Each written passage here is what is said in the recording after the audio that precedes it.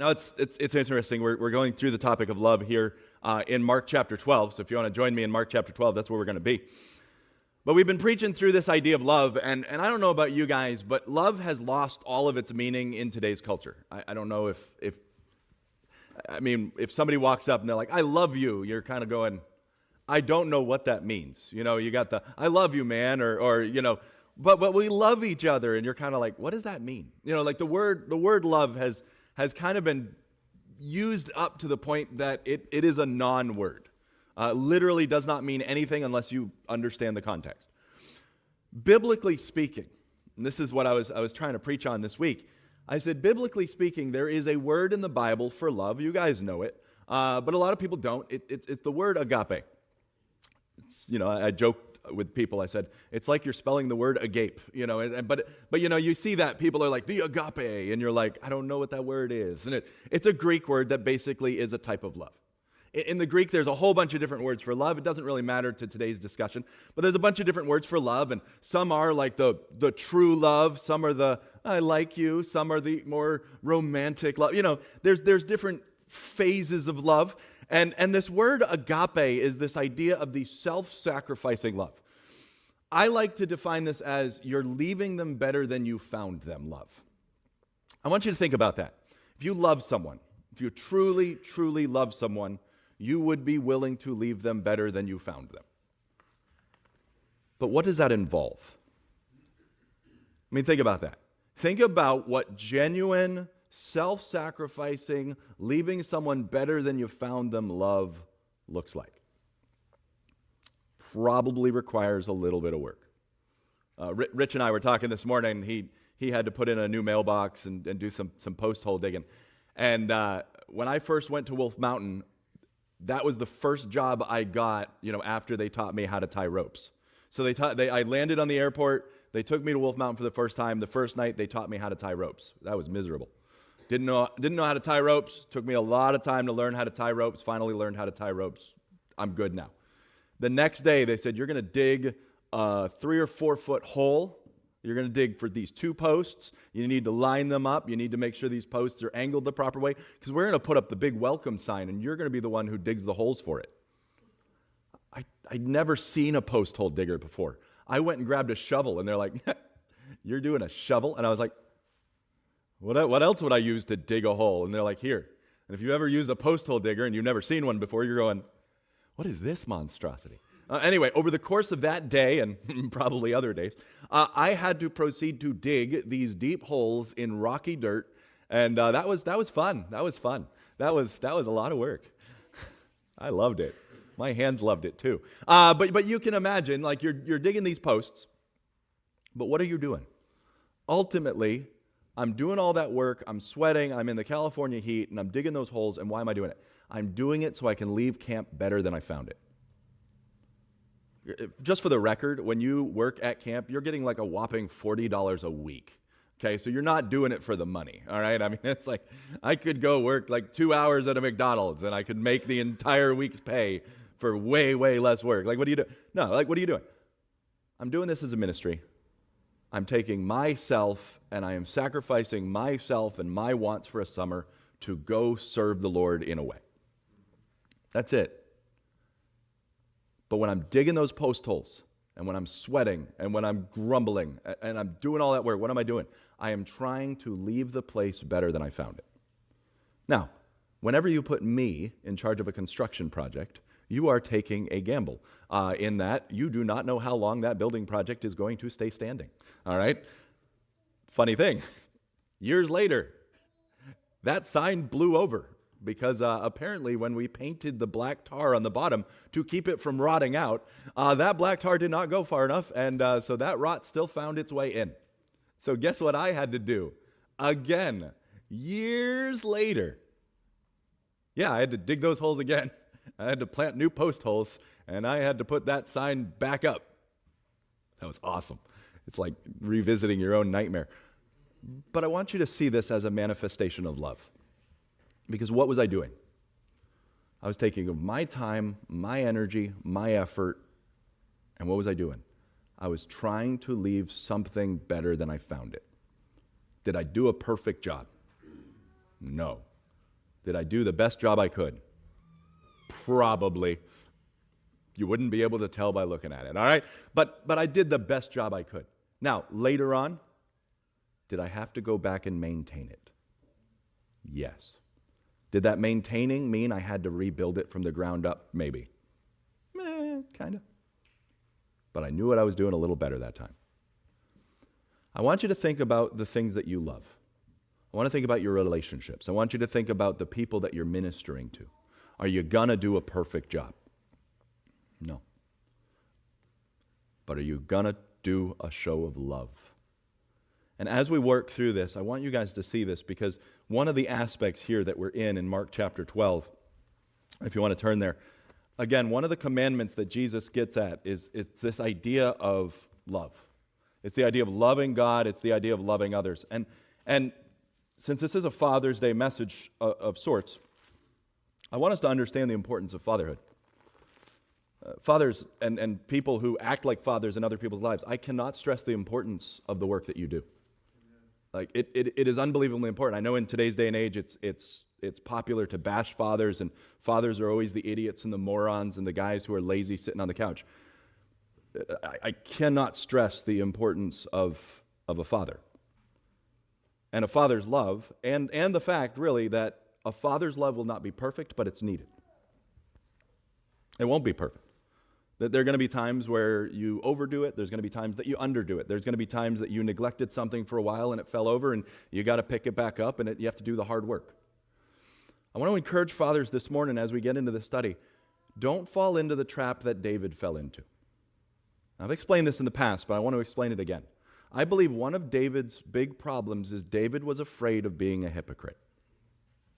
Now, the Bible does not explicitly say that, but I want you to notice where David pulled back when he probably should have pushed in. Think about the case with David and Bathsheba. We all know what that entailed. We all know what that was about. We know what David did right after that. David commits adultery. David commits murder. That is going to be something that sticks with David for the rest of his life. There's dozens of consequences to that sin, and David is having to live in light of the consequences of that sin for the rest of his life. He was forgiven. The stain was removed, so to speak, but he still had to live with reaping what he sowed. I think in a lot of times we have committed sins earlier in our life that we live with the stigma of for the rest of our life. The sin is forgiven. You are no longer under God's judgment for that sin if you're a believer. But you still live with the shame of it. Sometimes you still live with the resentment of it. Sometimes you still live with the consequences of that sin. But I want you to understand that even if you have committed those sins, there is still a place for you to speak into someone else's life to not commit those same sins. Look at what David did. Because David's family then started to manifest some of those sins in his family's life. Amnon, Tamar, Absalom, all these, what happened in that? They started echoing David's sins. And David just got angry. I mean, if you look at the story, David didn't do anything about it. He just got angry. He exiled his son. He reacted. I think had David responded properly, to use the word we introduced last week, had he stopped and said, no, I realize I did it too, but here's the difference. I repented and made this right. You are continuing in your sin, and this cannot be allowed. Imagine what would have changed had David stepped in and said, no, this pattern ends here. But I think part of what made David suffer is David realized, I did it too, I can't say anything now. It's like the family who's gone through a divorce, and now they're watching their children go through the same marital problems, and they're afraid to say anything because, well, my marriage fell apart, I have no place to talk. It's like, actually, no. Your marriage fell apart. You have all the right to talk because you know better. You know what's coming. Well, I got drunk, so I can't speak into this guy's life because, I'd be a hypocrite. No. You know the pain, so why don't you stop it? Well, I'm addicted to this, so I cannot possibly speak to him who's addicted to it because that's being a hypocrite. No. You're addicted. You know the consequences. Stop him. And then make it right yourself. And so I want us to understand we need to not fall into the trap that David fell into. You might have caused a certain sin in your life. You might have fallen into a certain sin in your life. Dads, it doesn't matter. Take care of it in the lives of your kids. Your voice is unbelievably important. But I want to see how this ties into Mark chapter 12. And in Mark chapter 12, look what happens. So we've got two threads we've already developed in the message today. We haven't even gotten to the text. First one is this idea of love. Love is leaving someone better than you found them. Love is doing the hard work, it's rebuilding, it's doing what you can, and that is the idea of love. The second is don't be afraid of being seen as a hypocrite. We're all hypocrites in various ways. You reach out and you minister in a way that is going to keep them from doing the same thing. So if you are saying, I'm not going to leave you where you are, and I am willing to take the shame to reach out and potentially open myself up to this criticism. Look what happens here in Mark chapter 12, because look where it goes. He's going through all of these discussions back and forth. Verse 28 of Mark chapter 12. And one of the scribes came, having heard them reasoning together, and perceiving that he answered them well, he said this, which is the first commandment of all? What's the most important thing to be doing right now? And look what Jesus answered. Jesus answered and he said, all right, the first of all commandments. The main thing is the main thing. This is the thing you need to focus on. Here's what you need to know. First of all, hear, O Israel, the Lord our God is one Lord. Okay, that's a really weird commandment. How is that even a commandment? Well, think about it. He literally says, listen. Listen. Here. Hey, pay attention. You got to think about that. If you have kids, so fathers, you do this all the time. Sometimes fathers have to dip into that stern voice. Don't you love using that one? It's like the secret father superpower. Like the mom's trying to get the kids under control, and then you just kind of come in with that little mini boom, and you're like, stop. It's just weird how that works. It's kind of fun. I have to be careful not to overuse it. But you've got that boom that you can activate when you need to. But I want you to imagine there's times where the kids are fighting and they're arguing and they're squabbling, and you come in with that little bit of a boom and you say, stop. And there's this silence. Then you can say, I said go clean your room. Or stop. I want you to go pick that thing up. And what did you do first? You said stop. And there was immediately that moment of silence where they're going, that's what this verse is. This verse is a whole bunch of people chasing a whole bunch of stuff, causing a lot of chaos, and through that chaos you hear the word listen. Hear, O Israel. And then you're being asked, what do I hear? What am I supposed to be listening to? What is this message that I'm supposed to let sink into my heart? And it's this: Hear, O Israel, the Lord our God is one Lord. Okay, unbelievably powerful passage if you stop and think about this. God is our God. God is our Lord. God is one. Think about the doctrine of God that's built into that verse right there. We serve one God who's actually our God and who we need to listen to. Okay, I want to pause here. I want to make sure you're following what I'm doing. If we believe that we serve a God who we need to be obedient to, if we believe that we serve a God who is basically our Lord and our King and our Master, think about how that would genuinely change our lives. There have been ministries that I have gone on in the last few weeks that I did not want to go on. Okay, can I admit that as a pastor? That there are ministries that I do not want to do? That there are energy levels that I have that I do not feel are sufficient to what I need in order to do the job at hand? I don't like walking up to strangers and talking to strangers. Okay?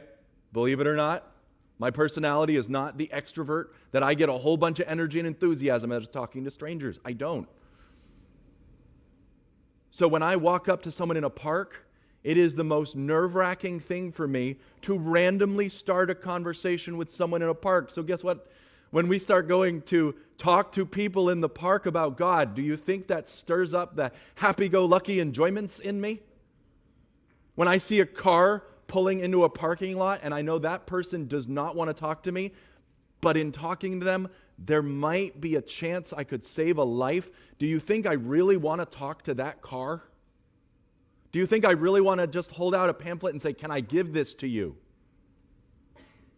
Do you think when I'm being yelled at for ungodly behavior because I dare to do something that someone doesn't like, do you think I enjoy getting on a microphone?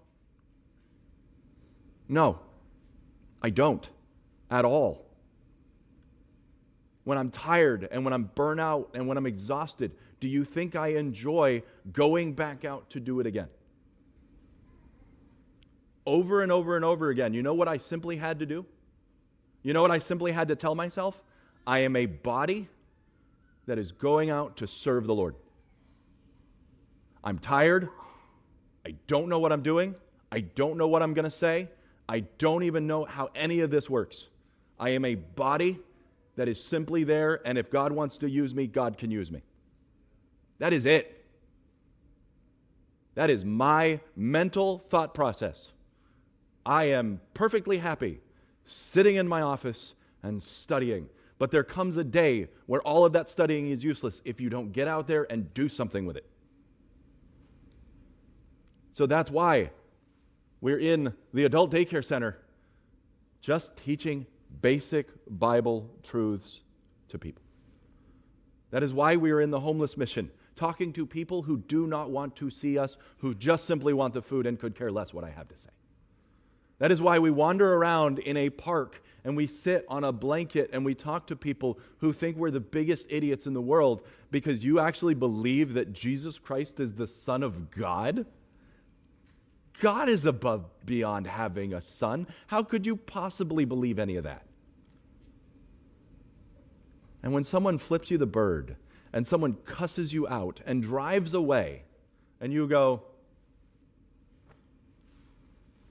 okay.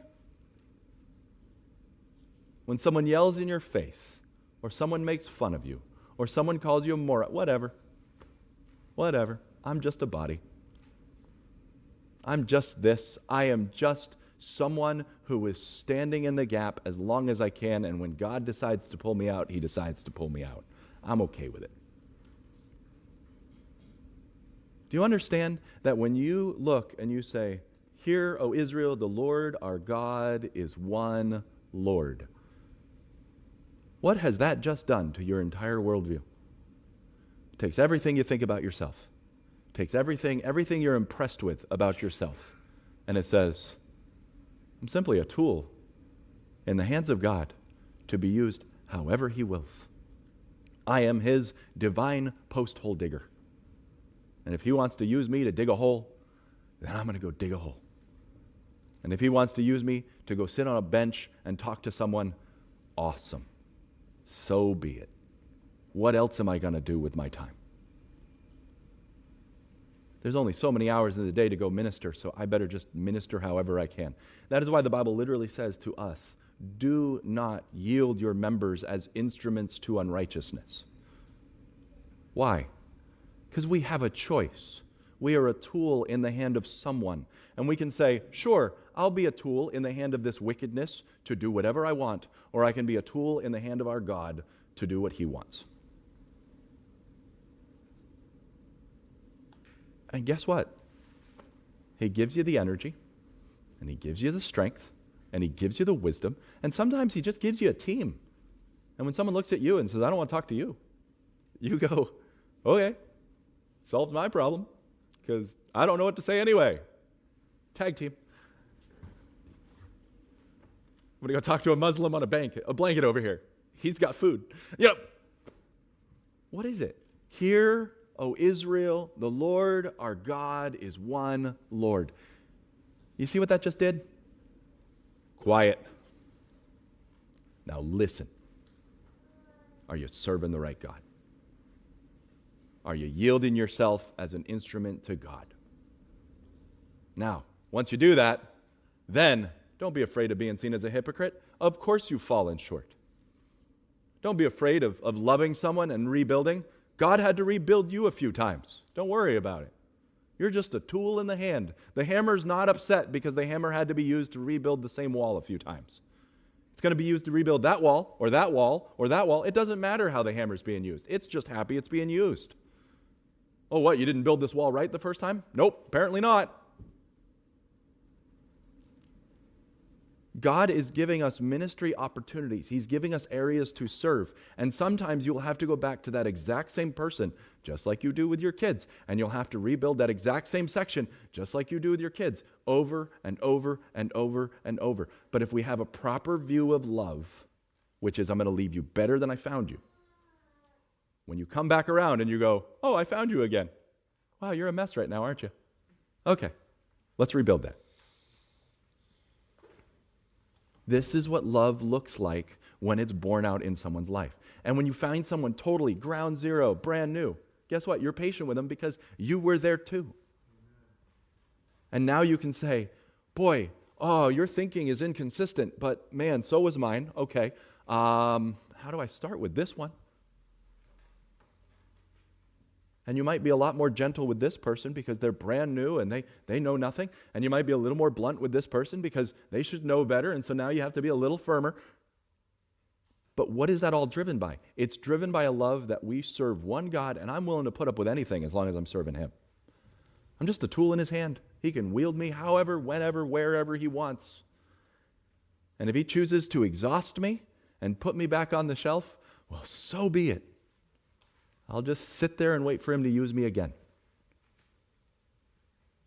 But if I have to be used to do the same job over and over and over, I'm okay with it because I'm serving Him.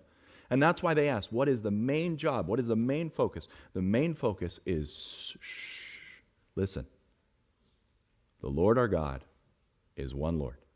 And then look where it goes further. Just in case you missed it. You shall love the Lord thy God with all thy heart, and with all thy soul, and with all thy mind, and with all thy strength. This is the first commandment. And this is why, when you're tired, and you're burnt out, and you're frustrated, and you don't want to do the thing that you don't want to do, and you're annoyed, and okay, great. Mind, soul, strength, body. I mean, it's basically trying to encapsulate everything that you are and saying, is there anything you're holding back from just going all in for God? Now, let's just be completely candid. Not all of our bodies work the same. Not all of our bodies are on equal level. So there are certain limitations that you have just by nature of where you are physically. And some of that's nothing you can fix. Some of that's nothing you can do about it. So you do what you can with what you have. Some of us are that hammer that can't be swung too hard or the hammer head will fall off. Okay, great. So you let God swing you as hard as He wants to swing you, and you trust Him that He's not going to overswing. That's it. You don't need to have all the answers. You don't need to have all the explanations. You don't need to have everything mapped out.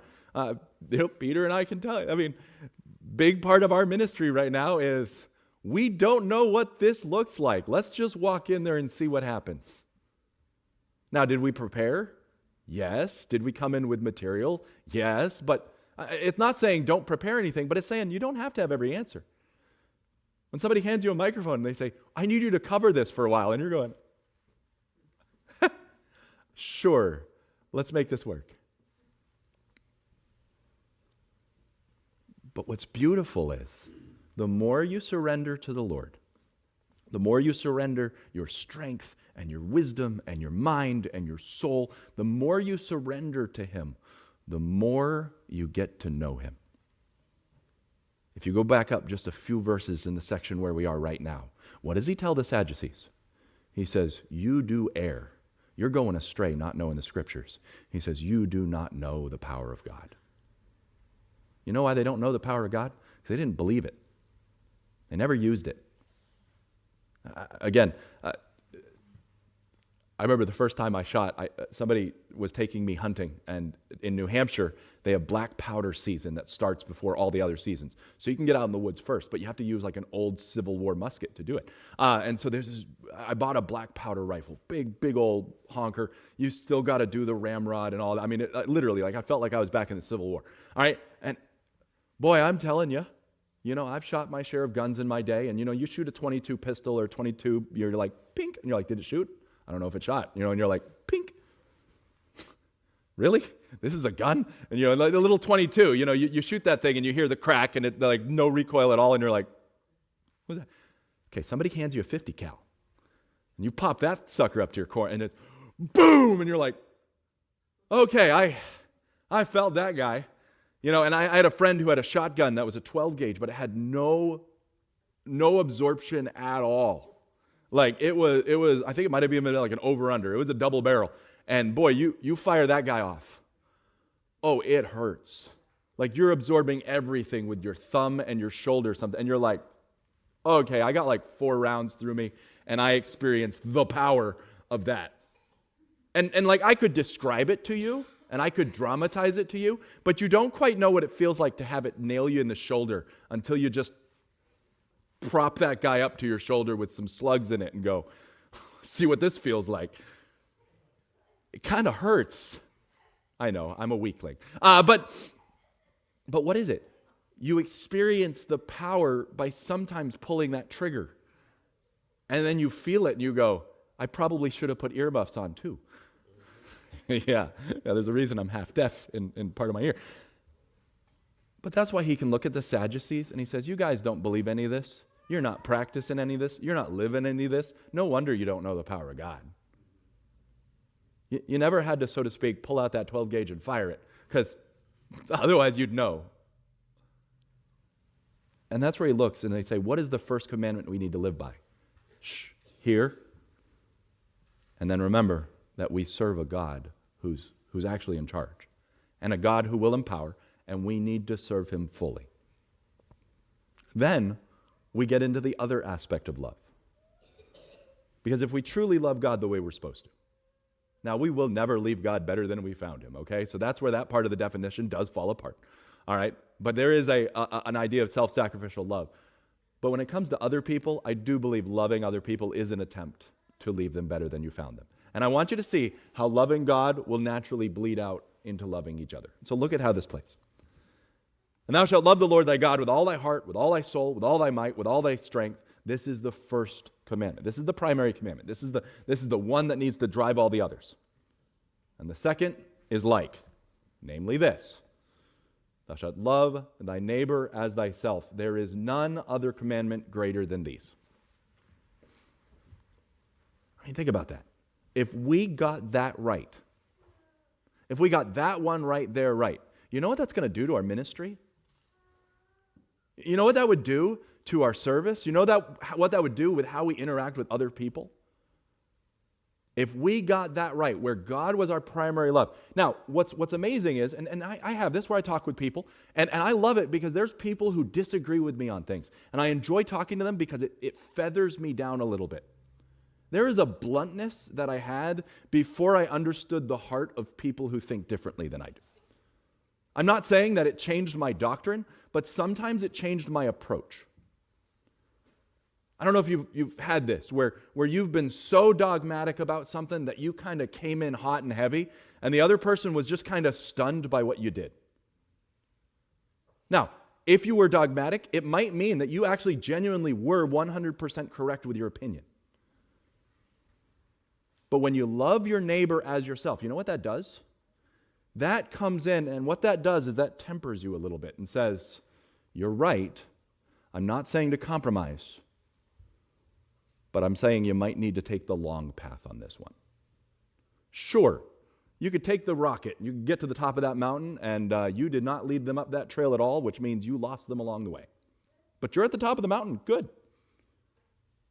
Sometimes what love looks like is you're taking them by the hand and you're walking them the 10-mile road slowly, slowly, slowly, all the way up to the top of that mountain. It's annoying. It's frustrating. It's tiring. It really feels like you're wasting a whole lot of time. Could we just take the gondola and get up there really quick? No. Not everybody's ready for that. And I want us to understand that when it comes to love, and when you're treating people as you would want to be treated, you love God, so the truth is the truth. You're not going to compromise on the truth. But now what you're doing is you're saying, I am going to lead you along, and I'm going to be right there for you.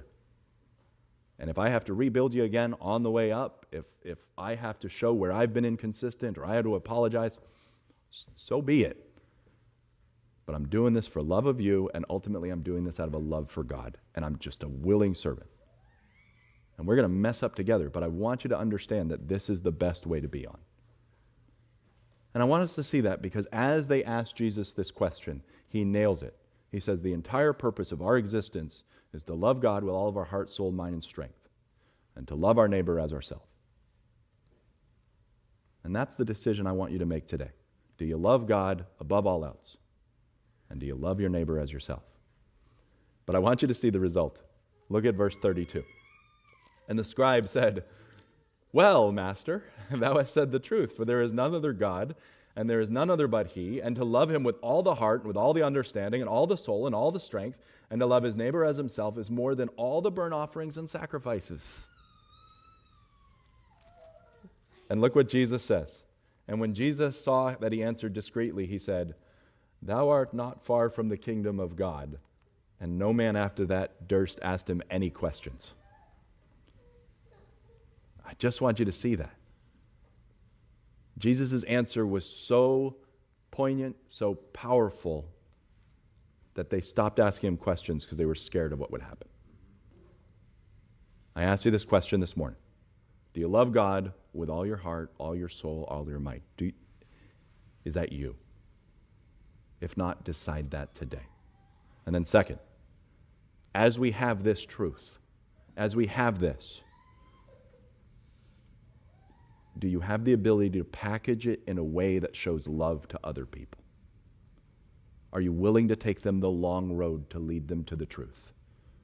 Or is that too much work? Those are the two decisions I want us to follow this week.